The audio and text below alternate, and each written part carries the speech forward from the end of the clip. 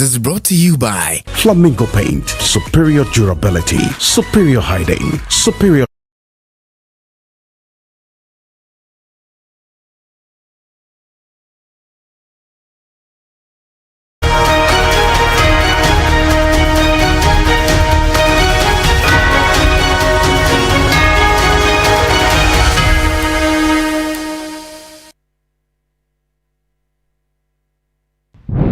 Welcome. This is Ghana Tonight. We're live from news about this week, and also live on TV3 Ghana on Facebook and on DSTV channel 279.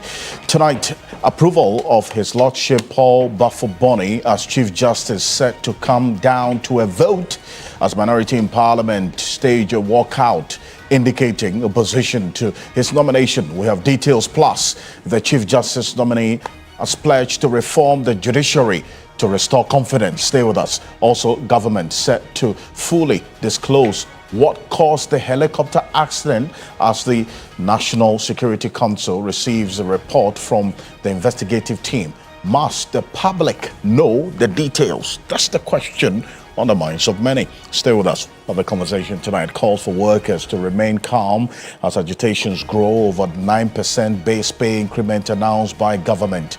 We engage a labor expert on this particular issue. We have this plus more, including updates on the ongoing SkyTrain case.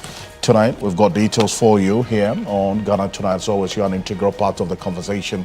Let's hear from you. The hashtag we're using is Ghana Tonight on Facebook and on X. Let's get talking.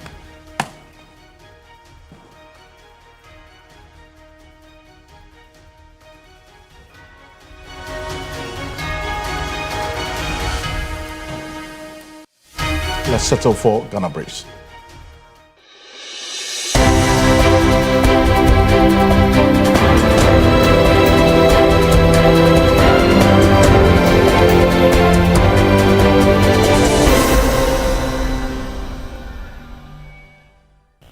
The minority in Parliament has justified its reasons for not participating in the vetting of the Chief Justice nominee, maintaining that the appointment of Paul Bafuboni is problematic. Ranking on the Constitutional and Legal Affairs Committee, Kwame Enyimadu Entry, says until the cases pending before various courts on the removal of the former Chief Justice Gertrude Tukonu are heard, they will not participate in what they term as an illegality. The way things are going, we think that we don't want to. If you are not careful, and you saw the interjection that I made, if you are not careful, you might even speak against anybody like the majority leader in whatnot, and we don't want to proceed. I don't know when the majority took the decision that when a minority has a position, we don't have to air it. I don't know. Take this every and it's not right. Let's allow the process. Let's go through the process. All the questions that we need to ask, let us ask them.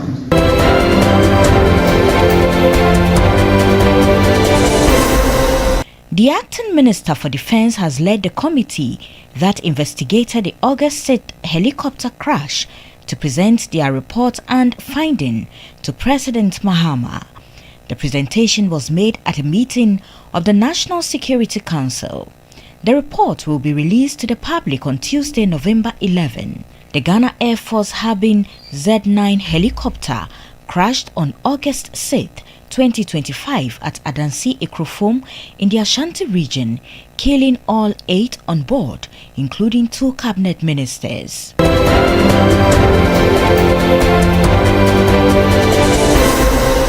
The Ghana Gold Board has arrested 25 individuals whom it said were involved in illegal gold fabrication, trading and smuggling.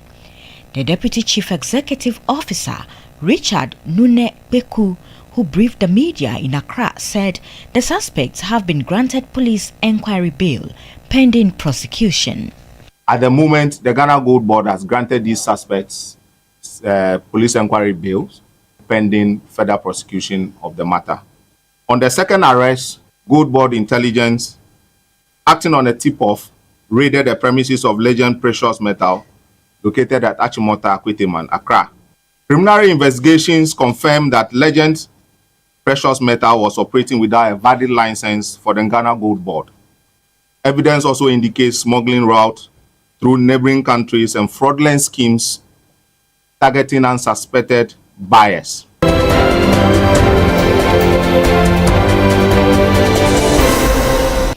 Lawyers for the third convicted coup plotter, Bright Alan Deborah Ofusu, have expressed confidence in their appeal of the death sentence after their client was granted bail. Early on, the High Court granted Deborah Ofusu a 2.5 million cedi bail, pending the appeal of his sentence at the Supreme Court. His lawyer, Matthias Komivi Jochi, spoke to journalists after proceedings. Demonstrated other circumstances that show that the accused persons were not given a fair trial. For example, we've quoted from page 415, page chapter 35 of ACP Agodio's book. He was the 10th accused person in that case. And he outlined several breaches of the constitutional rights and other rights of the accused persons. And so we are very confident that this appeal we will succeed. And I'm not surprised that the court, by God's grace, has granted us bail.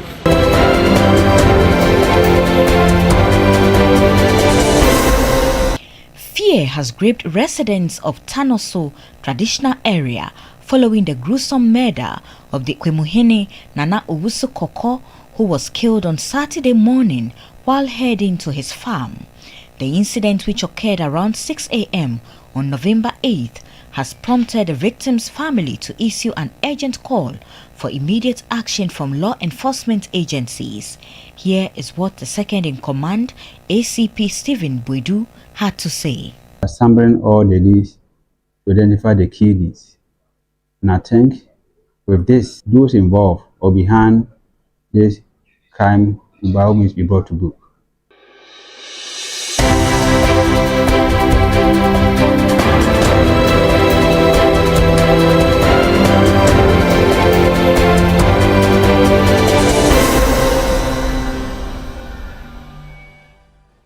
That's more news on 3news.com. Make some time and visit 3news.com. This is Ghana Tonight. We're live on 3FM 92.7. Also on TV3 Ghana on Facebook and on DSTV channel 279. We're all across the world on 3news.com. We're also live on 3 News on YouTube. As always, probably brought to you by Flamingo Paint, simply superior. Sasso and Setsa Spray and Call Tum Preko coming up next. A showdown looms in Parliament as members of Parliament vote on Justice Paul Bafo-Bonny's nomination as Chief Justice. The minority staged a walkout earlier today, but the nominee vows sweeping reforms to rebuild trust in the judiciary. That's what he has resolved to do. But then, before he gets the chance to do these or implement these sweeping reforms to restore confidence in the judiciary, he would have to deal with the matter of the minority. Earlier today, they made their stance quite clear, and there was near chaos in Parliament as the minority leader, Alexander Panyumaking, demanded to be allowed to register his side's protest to the vetting of Paul Bafo-Bonny as the Chief Justice. Now, he accused the government of spearheading a campaign pledge to oust for the former Chief Justice, Geto Tokono. Majority Leader Mahama Yariga also will, however, not have none of that, causing proceedings to come to a halt for nearly 2 hours. Now, let's establish this. That's for the uninitiated. Take a look at exactly what Alexander Panyumaking said, what happened, what led to the minority leader also stating quite clearly the opposition to this matter, and that's the vetting of the Chief Justice nominee. This is Panyumaking earlier today. Take a look. The caucus. We hear with a heavy heart, but an unshakable resolve to defend the Constitution of Ghana, protect judicial independence, and uphold the rule of law. We gather to vet a disputed nominee for office of Chief Justice of Ghana. This should be a moment of national pride and institutional renewal. I have an issue. The ranking member has no right, no lawful authority to raise anything about what happened in court, the processes leading to a removal of anybody, and the nomination of anybody, you have no right, pursuant to our rules, to raise those issues. So be guided, because if you raise them, I'm going to object. I am objecting to the use of the term disputed nominee, because there's no dispute before us regarding the nomination. There are dark clouds indeed in this country, where freedom of speech by mere operation of a supermajority, you cannot even as a member of parliament make your comment. I am not moving a motion. I am not debating.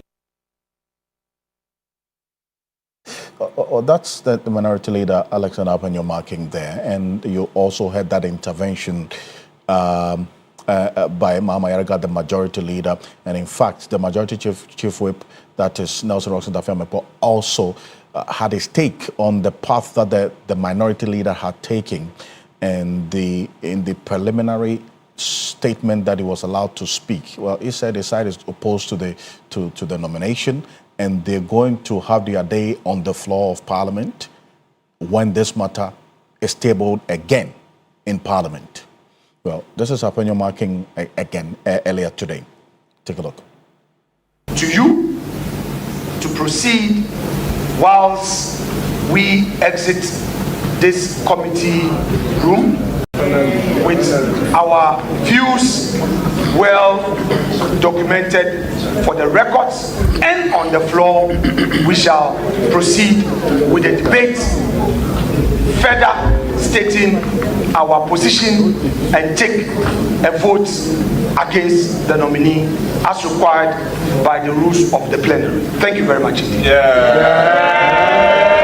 Thank you very much, Minority Leader. But how do you reject a nominee who is yet to be vetted? Yes. No, she believes in us. The report is not ready to be voted for. We are not at the stage of approval. So your conclusion is very preemptive. Yes, Chairman, with respect. Chairman, with this is not what I want you to respond. No, Chairman, but I don't want to Chairman, to the extent that you raised it, I just need to. Honorable Minority Leader, Chairman, you have your day. Chairman, you have your day. The two microphones should be off. Chairman, the two microphones should be off.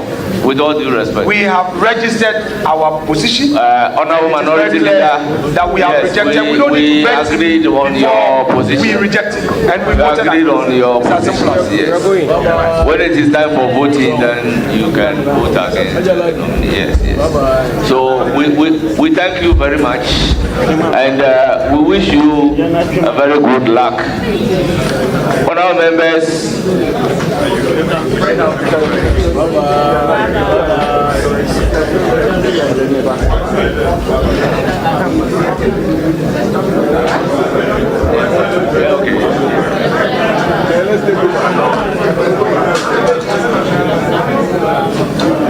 Yes. Honorable members,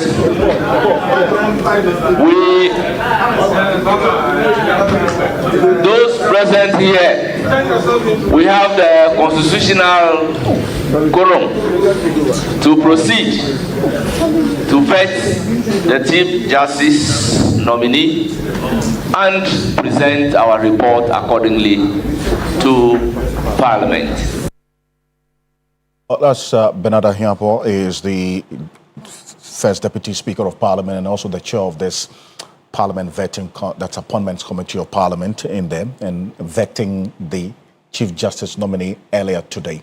Well, you saw that near chaos, and in fact, it got chaotic, that led to the process being truncated for almost 2 hours. A senior advisor, Africa Parliamentarians Network Against Corruption, Professor David Abdullah, is joining us on Zoom. Prof, good evening. Thank you for joining us. Thank you very much, Nene. Now, so you sat through this entire period before that recess that took almost 2 hours as a result of the chaotic situation. And then when the vetting resumed, Apenyo Marking, that's the minority leader, being given that opportunity to make the preliminary statement, which then resulted in that verbal exchanges between him and the majority leader, and eventually they walking out. All of this was expected, is it not, prior to today, that there was either going to be a walkout or that the minority would stay and make their statement, their position quite clear. But with how things played out today, how did they strike you? Well, I think it's rather unfortunate. I think if you see the plenary where this issue was debated and where the speaker actually gave his ruling, and the committee is an extension of that plenary. So for the minority leader to come and rehash these kind of things, I don't think it was going to help the case of the vetting of the nominated Chief Justice. And I also think that it was rather unfortunate because these are lawmakers, and the minority leader and the majority leader actually were at each other's throat. And I think as leaders, they should have exercised restraint and really, take the issues at hand. If I was really the minority leader, because they told him to make a brief statement, and I think that brief statement should have just been probably to welcome, the Chief Justice nominee, and then say another one or two few things. But for him to rehash what happened in the plenary, of which the speaker had already ruled on, I think it was not going to help the case. And I think if you look at the previous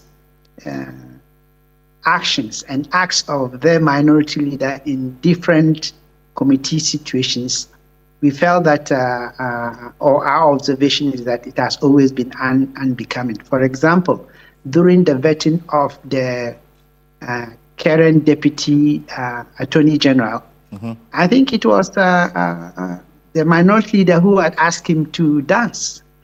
And I think it doesn't actually point to the real issue. The real issues and the questions that should have been asked is he qualified for the job? Does he have the experience? Does the person have the temperament? And is the person going to deliver for Ghanaians? And because these committee meetings have been polarized to that extent, it becomes very, very difficult. But I think at the end of the day, when they walked out, they missed the chance of being able to ask their questions. And that's why I'm wondering, how are they going, therefore, to the plenary to go and debate? What are they going to debate? They were not there when the questions were asked. They already preempted the situation by saying that they will not approve the Chief Justice nominee. What else is going to be new? When they get to the plenary, are they going to say, oh, now we've changed our minds, we are going to vote to approve the guy? You've already said you are not going to vote for him. So that has preempted most of their strength and their ability to contribute to the democratic processes in our country. Nevertheless, they have it is their right to disagree. It is their right also to voice out whatever they have to say. But things that are within the rules, the standing orders, I think they should obey, because the minority leader was once a majority leader, so he knows the rules. It's not that he doesn't know the rules. Also, in leadership, it's not all the time that you have to win. There are some times you have to at least take a different stance and be able to put across your issues. I see. But you reference a number of things. The fact that they're walking out, they missed that opportunity, or they missed the opportunity to ask the CJ nominee the questions that they were hoping or had on their minds.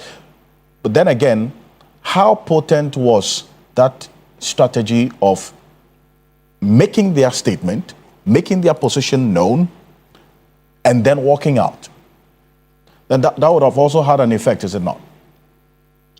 Well, it don't have any effect. I think what it actually did, it didn't bring a certain, part of the process to the equation, but it didn't affect the, the CJ nominee to be vetted. Now, if you make a statement, you are there to vet, not to make those kind of statements. When they say you should make a brief statement, I think the majority leader was asking that which part of their standing orders allows them to be able to do that. It is a process that they developed. And if it is so, make a small statement and then wait so that you can then use some of the things that you are now making, you are now presenting. You can ask the nominee and put them in that context. There's no way that the nominee would not answer. And then you at least get something to say when you go to the plenary. And of course, whether they like it or not, I think that there's a supermajority, which is the opposition to the minority. And at the end of the day, they'll have the last say. Whether you like it or not, it's a democracy. I mean, it might not be fair, but democracy is not that pretty. There are some aspects of it that really most people don't like. But it is the best system that so far that we have. So yes, they missed the opportunity, in my opinion. I see. Well, we're looking at how this will play out in the plenary. That's what they have indicated. You hear the chair of the committee indicate that how can they reject a nominee who has not even been vetted as yet? But then again, it will still come back to the numbers. It will still come down to the numbers at the plenary. Yes. And that's a given, is it not? Yes, it is. It is a given. The outcome. In fact, yes, I earlier said this, to one of your colleagues that look, the minority may walk away or may walk out, and we've seen it in the previous parliament. However, I think I have one thing that I want to add. Quick one. When they come to the plenary, what are you going to say that is new, apart from what you already read or the statement you made, and you wanted to make it very clear? Are you going to come up with a different statement? Which means it's going to be the same issue. And at the end of the day, yes, you can make a lot of noise, but you don't have the majority. And let's be clear, people might not understand that, in this particular stage, the people of Ghana has given the current dispensation the majority. So there must be a reason why the people of Ghana did that. So I think it should have been incumbent upon the minority and his team and his people, his caucus, to at least should have stayed and made their points by asking pertinent questions that the appointed CJ cannot refuse to answer. And and they always give everybody a number of questions to ask. So definitely they have about 1, 2, or 3 questions each to ask, and they would have been able to really effectively make their case. Right. Professor David Abdullahi, thank you for joining us as Senior Advisor, Africa Parliamentarians Network Against Corruption. Thank you for joining us here on Ghana Tonight. Well, let's come to the man of the moment. I'm talking about the Chief Justice nominee. He was on the hot seat today. He has been talking big, in fact, making some big promises to reform the judiciary, to restore its image, essentially, and also restore confidence in the judiciary. This is what he had to say. Thank you, Honorable Chair. I think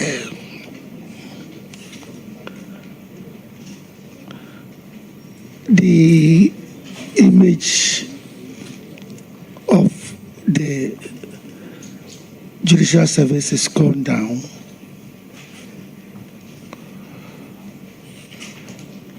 A lot of people have a lot of problems with the service, particularly with regard to the fact that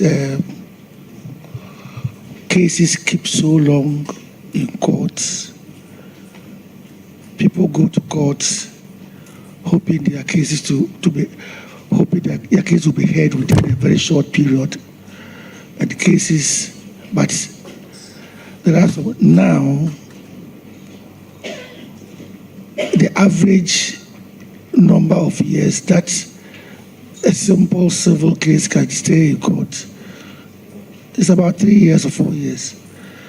There are some cases that have been in court for so long. There are also criminal cases, as I said earlier, where people are facing trial over a long period. All these affects people's confidence and trust in the service. But as I said earlier, some of them can be tackled because they are institutional problems. Like,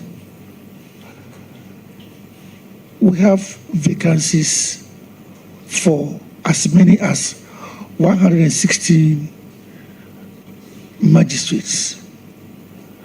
We need to fill 116 courts. We don't have personnel.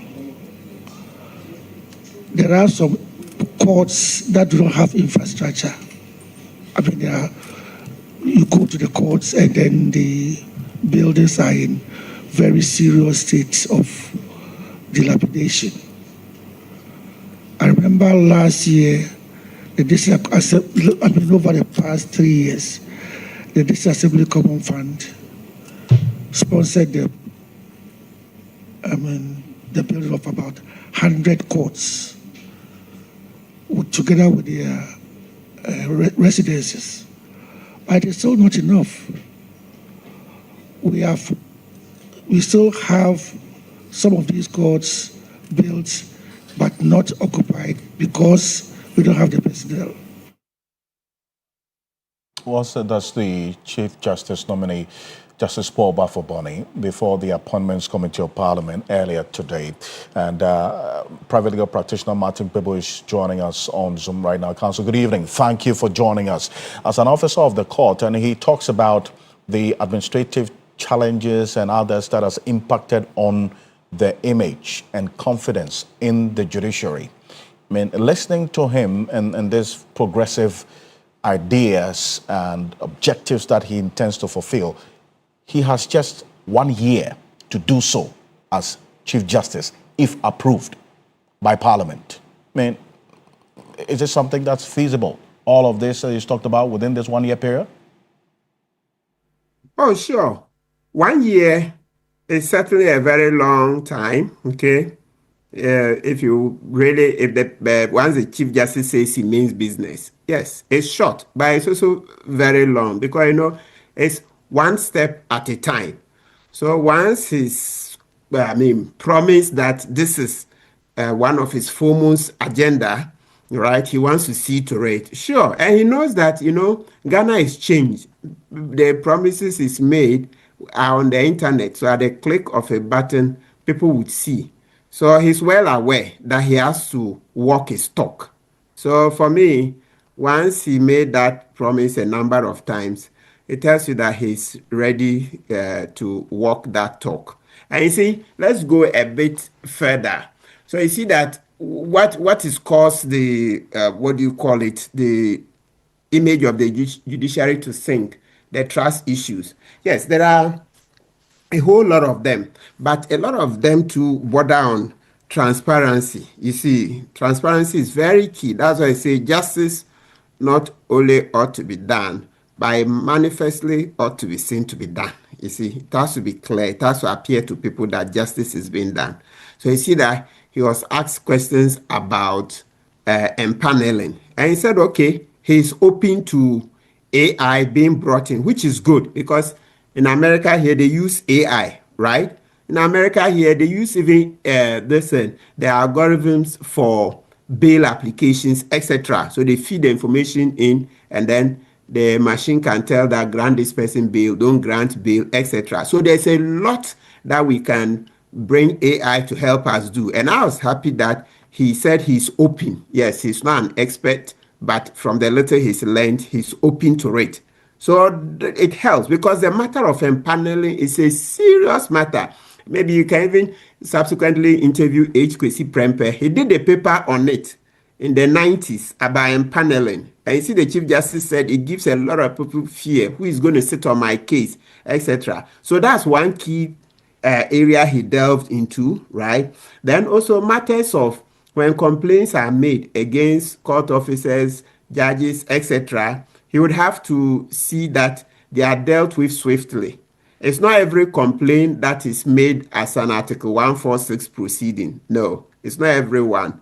So for those that are not made as Article 146, then it means that those are within the control of the judiciary. And so he would have to deal with those quickly, right? And then issues of when it comes to the criminal trials, ORA is key. It's very, very key.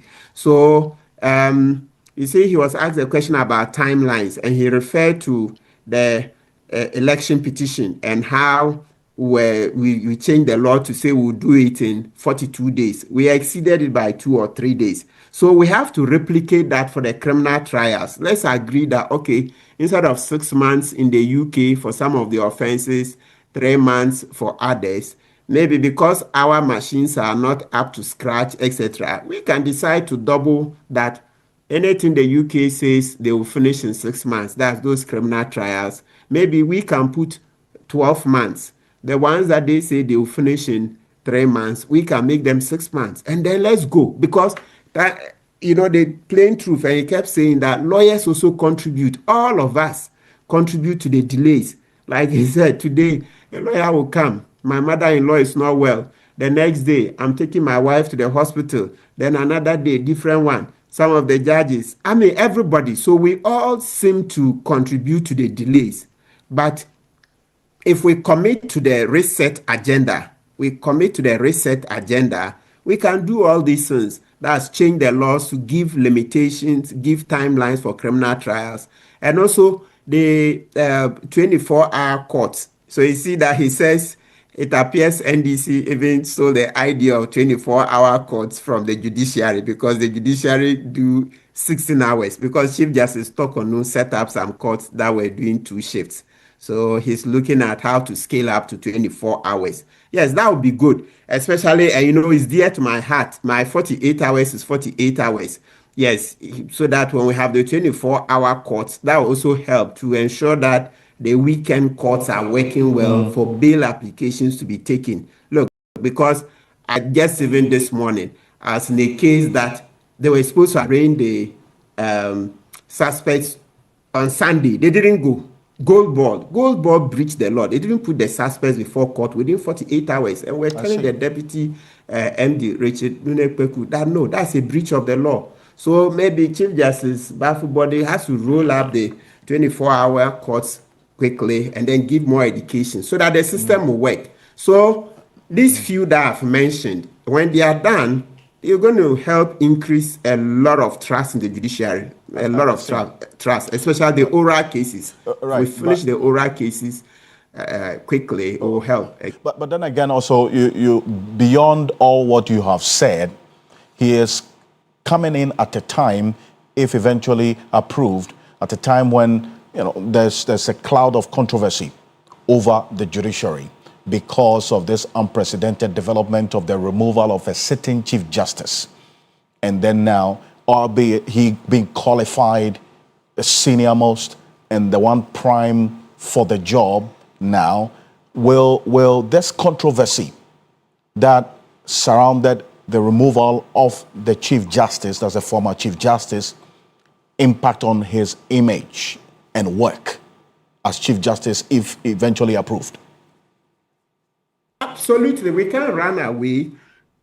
The optics don't look good, but it is what it is that the minority had to stay away. But definitely, I like his approach to issues in life. So you just have to do what you can with what you have. Like they say, if life gives you lemons, you make what? Lemonade. If life gives you lemons, you make lemonade. So it's already happened. So I expect that he will rise above the occasion and then see what he can do. Once he implements his policies, seeing to fair and timely or expeditious trials, etc., the things I've already mentioned, the matter of the minority walking out will pale out. It won't be center stage. So it's only when Chief Justice Bafuboni is not getting big policies implemented and making progress, then that's when critics can keep going back to, oh, even the vetting, then it was good the minority walked out, you see. So it's rather even going to give him an impetus to want to achieve more so that that black spot would pale into the shadows. So I think that it's a motivator. Yes, when life gives you lemons, you make lemon. Again, there was also another point that he made during the vetting. We're going to listen to another promise or objective that he intends to achieve regarding the matters related to lawyers and his view about not having many lawyers. Let's take a listen to exactly what Paul Bafuboni said. And Counsel, I'll come to you on it. Take a look. The people in Ghana who are lawyers, despite the numbers that you see being called to the bar last year and 2 years ago, the numbers are not up to 7,000. The number of lawyers in Ghana are not up to 7,000. And out of this 7,000, less than 5,000 are in private practice. Less than 5,000 are in private practice. And what I mean by private practice is, for example, those who are on the bench are also part of it. Attorney generals and then the practitioners. That doesn't include those who are in the banks, Bank of Ghana and other places. All those are people who are not even in practice. So you see, if you take the number 5,000 as lawyers in Ghana and you measure it against the population of Ghana, you have a ratio of 1 to 7,000 citizens. 1 lawyer to 7,000 citizens. Nigeria, they have, I think, 1,500 or 2,500. The UN sustainable is that it should be 1 person to 250.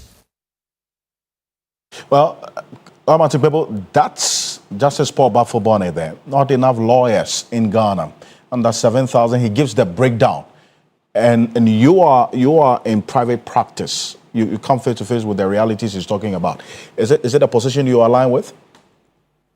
Can't wait to see the new reforms that will lead to an increase, that will lead to an uplift in the number of lawyers we graduate every year. We need a lot of lawyers. Ghana, we haven't, you see the statistics he used. So by the statistics he used, he said in Ghana, we are doing 1 lawyer to about 6,500, right? Mm-hmm. And that maybe if I got the 6,500 on, but it was a figure bigger, far bigger than Nigeria, where Nigeria, they are doing 1 lawyer to 1,500 citizens. So you see that the Nigerian statistics look far better than ours. We are way behind. And so we need more lawyers. We need more lawyers. Look, I keep giving people the example that if Accra becomes full, looking at where I live, I'll start going to Nkoko to practice. I don't know what is in Nkoko, but maybe, yes, Nkoko, Afram Plains, we'll go. Yes, and Accra gets choked. Nobody will tell us that we should move out of Accra to go to Afram Plains and Nkoko to practice. So, I mean, more lawyers are welcome. It will make our society better. We need more lawyers.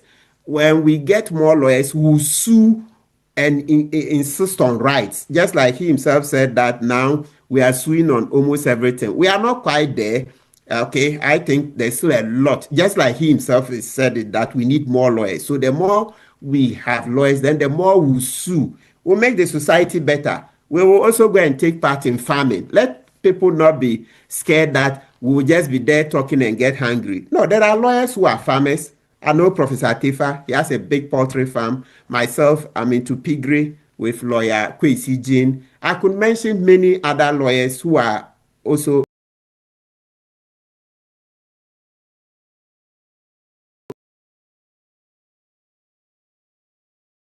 farmers, okay? So graduating more lawyers doesn't mean that we will not pay attention to agriculture. No, that's not it. We can do the two, okay? Indeed. It's a very interesting example that you gave, and also the reality that you live with. Well, People, thank you. Thank you very much for joining us here on Ghana Tonight, getting to know the other things that you do as well. But stay with us. There's a lot to come up regarding, there's been some agitation with this 9% minimum wage increase that has been announced. Well, we'll hear from Austin Game, he's a labor expert, so stay with us. But coming up next year on Ghana Tonight, stay with the judiciary and bring you an update on the $2 million Sky Train that never was. That trial that is in motion as we speak. It's a very interesting development earlier today because the first prosecution witness has been testifying, alleging minutes said to reflect board approval for payment is inaccurate. A former board member of the Ghana Infrastructure Investment Fund has testified in the SkyTrain trial earlier today. He told an Accra High Court the board did not consider or approve payment for this said deal. So, who approved the payment of the $2 million?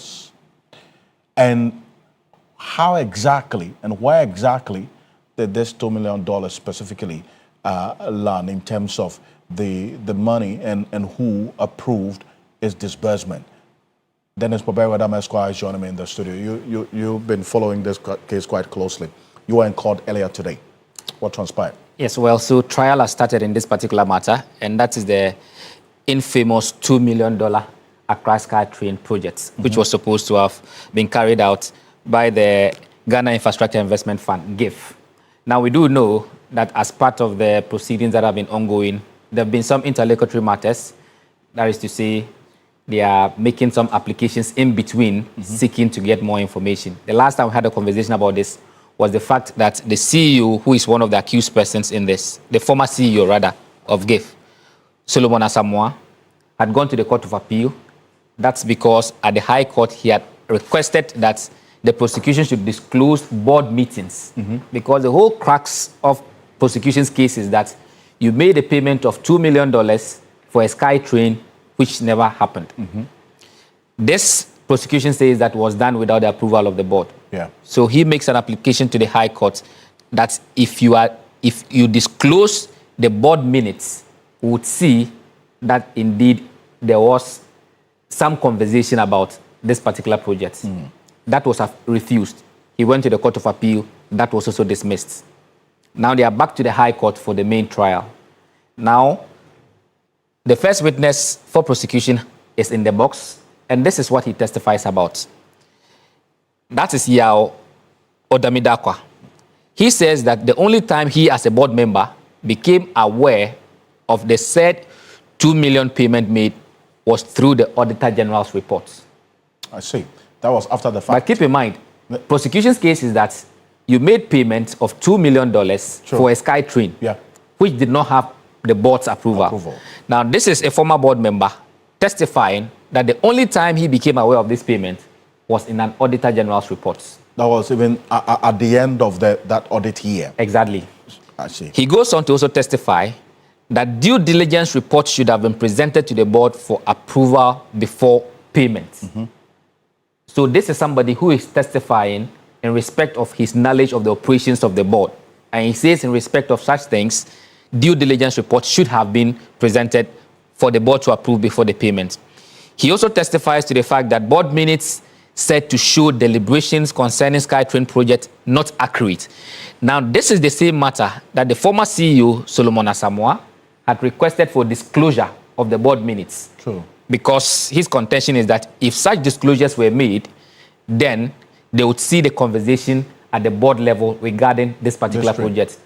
But this former board member says that that suggestion is not accurate. He also goes on to testify to the fact that the board did not deliberate or take any decision on that particular project. They didn't take any decision on it. That's what he says. So the big question is, how did that money get paid? He also says that no funding was approved by the board for the project. And these are the key areas that he's been testifying about in respect of the matters that have to do with this Sky Train trial. Remember, he's a former board member. So if anything happened at the board level, the understanding is that he ought to have been a part of it, or he ought to have some knowledge about the operations of the board. But this is what he says. There are facts within his knowledge for the purpose of this particular trial, Alfred. So we're keeping eyes on this particular one, together with other matters which are also running, and we'll keep our viewers updated as and when we get information. Indeed, because this is a no-brainer. I mean, if the board did not deliberate or take any decision on this SkyTrain project, obviously they will not be aware of any payment or approval for disbursement of monies. Well, so that's what he says. That's the base of the issue at play right now. But it doesn't end here. He will undergo cross-examination. So that is also another leg to look out for. Which, in this case, the accused will now have the opportunity. Yes, to cross-examine this witness, to test the veracity or the veracity of these statements that have been made, or the credibility of this particular person. I do appreciate you. Thank you. Dennis Proverwadam Esquire is following this case in the courts every time it comes up. So we'll continuously get updates here on Ghana Tonight. But coming up next, tensions rise over the 9% base pay increase. Unions are unhappy. Government is urging calm. We speak to a labor expert who has been involved in a number of negotiations, and in fact, he has some exclusive information, some detailed information about all of the happenings regarding this 9% minimum wage. So stay with us. After this quick break, we'll have a conversation with Austin Gumming. He's a labor expert, and we understand why organized labor is not happy right now. Stay with us. We'll be back shortly.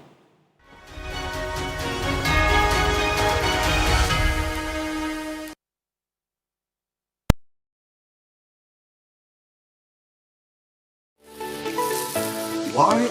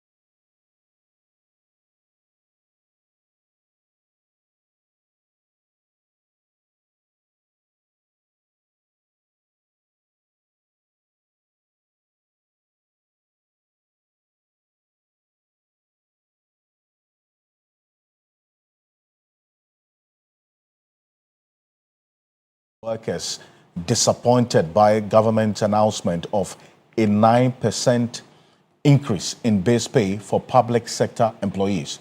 Labor leaders say while they had hoped for a higher adjustment, they are prepared to push for a cost of living allowance, that's COLA, from 2026 if inflation and other economic conditions worsen. Now, the government on Sunday, or yesterday, announced a 9% salary increase for workers on the single spine pay policy following negotiations with organized labor. The new pay adjustment will take effect from January 2026. Austin Government is a labor expert. Mr. Government, I know that you definitely are privy to some more information beyond what has been put out in the media. How would organized labor leaders achieve that objective of convincing their members that, well, this 9% is not good, we could have done better, but then again, accept it as has been put out? Thank you very much. Well, I am not too surprised about the concerns being raised by some members of the unions regarding the 9% achievement by the leadership of the union. But let me from the outset say congratulations to both the Ghana Employees Association, government leadership, and organized labor. They have done exceptionally well. The point is that we have lived in the past with a certain mindset of pressurizing governments into submission by way of adjusting both the national daily minimum wage and the base pay. That's how we have lived, and it has cost us, unfortunately, beyond description. It has affected the fiscal policies of various governments and the forest management, as well as ensuring that we do not fall back as it used to be. Now, fortunately, we have a government in place that is mindful about all these past events and have taken pragmatic steps to ensure that we have an integrative economic model that would help working people not to suffer and fall into the doldrums in which we found ourselves the past 8 years. I have no intention of speaking for government and or accusing past government. They are all my friends. But the reality is that we have some knowledge and we can share it. The point is that in setting up a national daily minimum wage and a base pay for public sector workers, you have to consider a number of things. One, especially that of inflation, the projected inflation and the actual. If government projected to achieve a 9% inflation and they, let's say, achieved a 15% inflation, what it means that they have as much as 6% deficit, which calls for a restoration. So a restoration will be made to enable people to be restored to parity. That is how national daily minimum wage, which I have chaired a number of times, is set. Now, the other point is that the cost of living in the country will be considered based upon these inflationary trends, as well as forest management. And therefore, it is important these three key variables will be taken into consideration in talking about this issue that is before us. Right. And that's the reason why people should stop perhaps accusing, but generally I can appreciate the transition in which you find ourselves. Now, because of the integrative economic management, workers will have to be educated to understand that it is not only about pay. It's about ensuring that they have food security. It's about ensuring that their health needs are met. And it's about ensuring that their children are well educated. But so you mentioned the inflation rate, right? Dropping from 9.4% to 8% in October. But then again, the concern when you speak to members of organized labor is that there hasn't been a direct impact on the cost of living in terms of that sharp and steep depreciation in the inflation rate, which is one of the factors that you have just referenced influences the determination of the base pay, right? Because the understanding is that the rate of increase in prices of goods and services has reduced, but not the price of goods and services. So you can understand where the concern is, that, you know, they're still looking at the real economy, the real cost of living that they live with on a daily basis. That's a point to consider, is it not? Well, I appreciate the concerns they have, but I think it is not well-founded. Why is that? The reason being, yes, it's not well-founded, and it cannot be well-founded. The reason is simple. That's why we are talking about an integrative economy and not just hanging things around as if somebody has washed a dress and has hung it and is going to remove it. That's not the issue. We are talking about building a nation. For the first time in the history of this country, we have an ongoing holistic construction going on our roads. Whom is it going to benefit? Because how is it going to impact on the economy in a short while to come? Therefore, we have to put into perspective all these efforts so that we do not talk about pay increase as if using a 30% of national income in sharing upon public sector wage levels alone will translate the people into something. We don't run economy like that. And I think that for the first time, we should also appreciate that the traditional scandalous running of an economy is not with us again. We don't have scandals in this country. People are not corrupt as it used to be. And therefore, we must appreciate the fact that taming corruption, ensuring that education is progressively being managed much better than before. And today, people are saying that they are not reflecting. Today, people demonstrated in Tamale because they have too much of rice they cannot sell, and other cereals they cannot sell. In Brong-Ahafo, people are lamenting about availability of eggs and therefore chicken that they are unable to sell. People must be glad. And therefore, it's also to be understood that inflation being tamed does not mean that you have a drastic reduction. It only helps to ensure that the acceleration of increase will be deaccelerated, will be decreased. And therefore, people should understand, and I believe that Dr. Otu of TUC, the Deputy Secretary General, and his colleagues are very capable of helping explaining these things to their members to appreciate the dynamics of the changes we are witnessing in this country. So I think that kudos to all of them. They've done well. I appreciate it. When I was like very young and I was working, I would have done the same thing they are doing. But I think that times have changed, and they must thank God for a government that is responding positively to the demands of changing trends in the economic management. And so in about 1.5 years to come, I think that things will change, and the inflation will come down. It won't go up. If it goes up, it will be marginal. Right. We're expecting the finance minister to present the budget, all things being equal, on the 13th. So there'll be a bit more detail on some of the measures that will be put in place to sustain the gains that have been experienced so far. Thank you. Austin Garment, labor expert, thank you for joining us here on Ghana Tonight.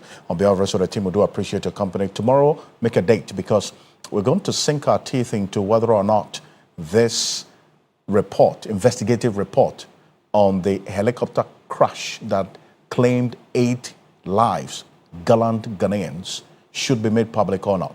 That report has been presented to the president. Stay with us tomorrow, make a date, but join the New Day team tomorrow morning. Also, 3FM 92.7, the Sunrise team. I am Alfred Ocansey. Have a good night. Ghana Tonight is brought to you by Flamingo Paint.